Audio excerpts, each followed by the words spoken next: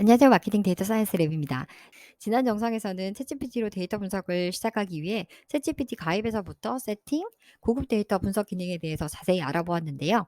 이번 영상에서는 챗GPT에게 입력하는 프롬프트는 어떻게 넣어야 하는지 알아보도록 하겠습니다. 그럼 바로 시작해 볼게요. 오픈 AI의 프롬프트 엔지니어링에 대한 문서를 보면 GPT-4와 같은 대형 언어 모델에서 더 나은 결과를 얻기 위한 전략과 전술을 공유한다고 되어 있는데요. 6개 전략과 각 전략에 대한 전술들이 나와 있습니다. 저희는 요 전략 가운데서 첫 번째 전략이죠. 모델에게 원하는 것을 명확히 적는다. 이 전략을 위한 여기 5가지 전술을 같이 살펴보고 데이터 분석 상황에서는 그런 프롬프트를 어떻게 입력하면 좋은지 예를 들어보도록 하겠습니다. 여기 보면 모델은 당신의 마음을 읽을 수 없으니까 길게 말하는 게 좋은지 짧게 말하는 게 좋은지 염두에 둔 스타일이나 결과물 형식이 있다면 요청하라고 돼 있는데요. 그러니까 원하는 것을 말해서 모델이 추측하는 게 적으면 적을수록 원하는 결과물을 얻을 가능성이 크다는 거죠.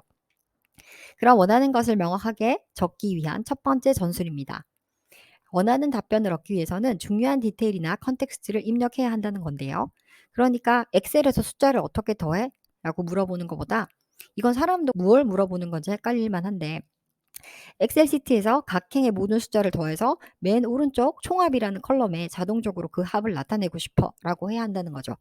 그리고 대통령이 누구야? 라고 묻는 것보다 2021년 멕시코 대통령이 누구야? 그리고 선거는 얼마나 자주 열려? 라고 물어야 한다는 거죠.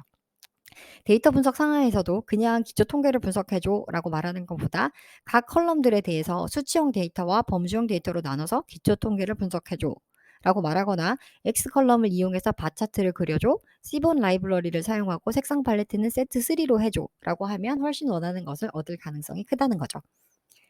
두 번째 전술은 모델에게 어떤 페르소나를 부과할 수 있다는 건데요. 예시를 살펴보면 내가 너에게 글쓰기를 요청하면 모든 단락마다 농담이나 웃긴 코멘트를 포함해서 문서를 작성해줘 라고 설정할 수 있다는 건데요.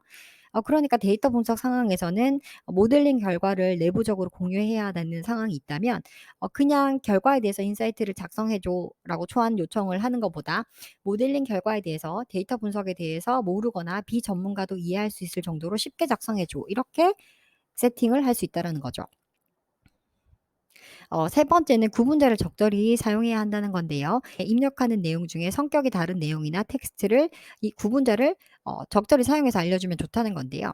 예시에서는 트리플 따옴표로 구분된 이 내용을 요약해 줘라고 요약 대상이 되는 텍스트를 구분해서 넣었습니다. 글쎄요. 데이터 분석에 있어서는 어떤 것을 구분해서 넣는 게 명확하게 프롬프트를 작성하는 걸까요?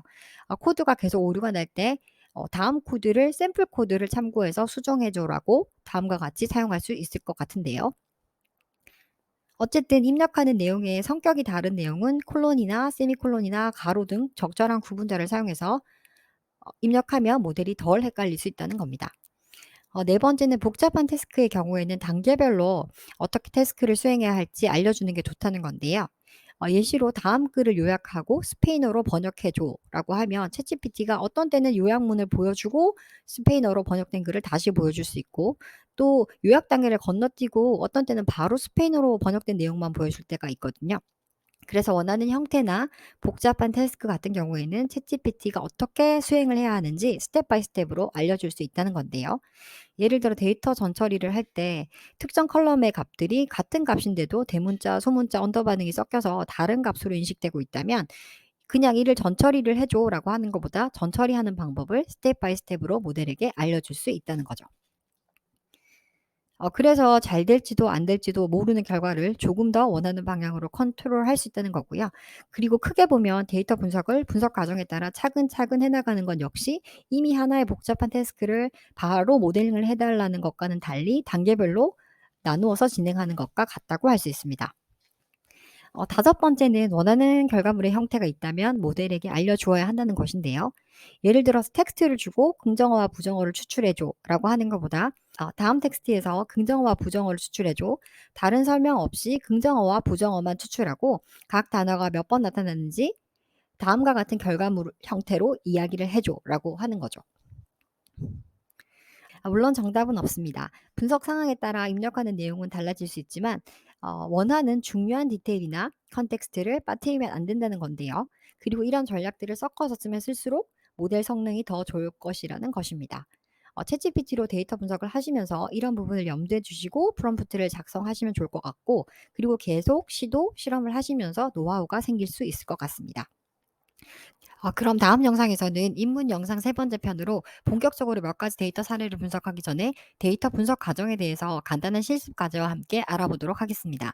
데이터 분석 과정은 앞으로 여러 데이터셋을 분석하는 사례 영상에서도 기초적인 전제가 되는 내용이니까 잘 알아두시면 좋을 것 같습니다. 감사합니다.